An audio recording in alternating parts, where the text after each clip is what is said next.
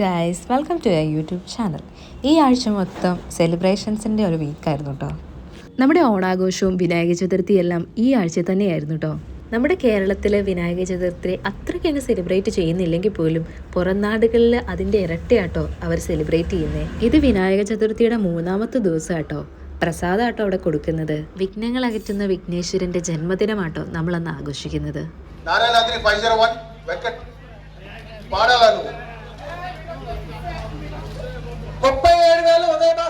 ഈ ദിവസങ്ങളോളം ഗണപതിയുടെ പൂജയ്ക്കായി വെച്ചിരുന്ന മോദക്കാട്ടോ ഇവിടെ ലേലം വിളിച്ചു പോകുന്നത്. 50,000 രൂപ മുതൽ 1,00,000 രൂപ വരെയൊക്കെയാട്ടോ ഇത് ലേലം വിളിക്കുന്നത്. ഓഗസ്റ്റ് 27-നായിരുന്നു കേട്ടോ വിനായക ചതുർത്ഥി. ശരിക്കും ഈ വിനായക ചതുർത്ഥിയുടെ പിറകിലുള്ള ഐതിഹ്യം എന്താണെന്ന് നിങ്ങൾ ചിന്തിച്ചിട്ടുണ്ടോ?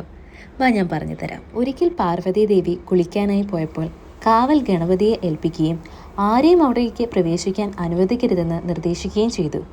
പരമശിവൻ അവിടേക്ക് കടക്കാൻ ശ്രമിച്ചപ്പോൾ ഗണപതി അദ്ദേഹത്തെ തടഞ്ഞു. തുടർന്ന് കോപിഷ്ഠനായ ശിവൻ ഗണപതിയുടെ തല വെട്ടിമാറ്റി. ഇത് പാർവതിയെ വളരെയധികം വേദനിപ്പിച്ചു. ഗണേശനെ ജീവിതത്തിലേക്ക് തിരികെ കൊണ്ടുവരണമെന്ന് ദേവി നിർബന്ധിച്ചു. ഗണപതിയെ ജീവിക്കാനായി ബ്രഹ്മാവ് ആനയുടെ തല ശരീരത്തിൽ വെച്ചു പിടിപ്പിച്ചു. അങ്ങനെയാണ് ആനയുടെ തലയുള്ള ദേവനായി മാറിയത്. ഈ രൂപം ഗണേശൻ്റെ ഒരു മുഖമുദ്രയായി.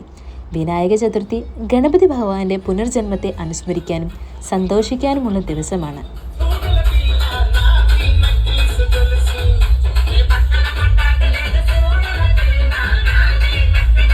അങ്ങനെയാണ് നമ്മളിപ്പോൾ ആഘോഷിക്കുന്ന വിനായക ചതുർത്ഥി ആയത്.